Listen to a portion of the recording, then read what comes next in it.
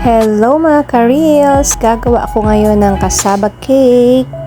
Ayan, nagkakadkad na ako ng kamuting kahoy or what do you call this? Balinghoy sa amon or balanghoy.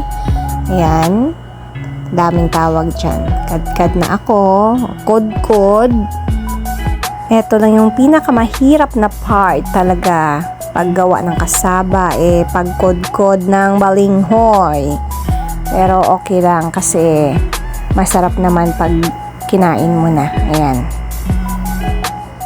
And then, yung gagawin ko is pipigain ko yung mga katas niya. Pero wag naman yung sobra. Yung katas niya lang na para wag masyadong maghalo sa gagawin nating kasaba cake.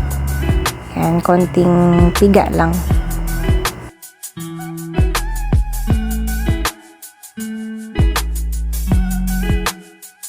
Buuin na natin lahat ng mga ingredients.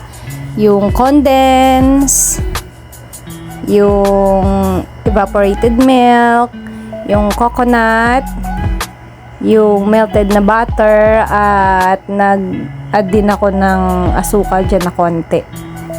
Oo, para medyo may konting tamis. Pero hindi siya masyadong matamis. Ayoko na masyadong matamis. Ayan, haluin lang yan natin dyan, guys. Halo-halo lang. Tapos itlog. Ayan. Mix. And then, saka natin ilalagay sa, sa lagayan. Para i-bake.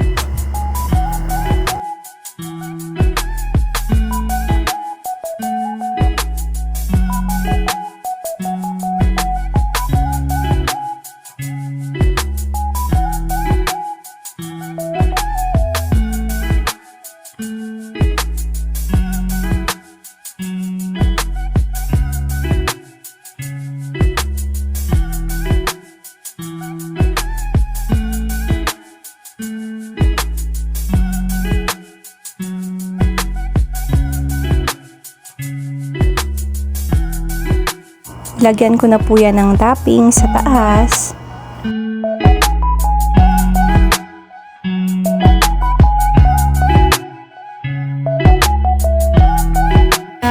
Natapos na, guys. Check natin kung okay na yung sa loob.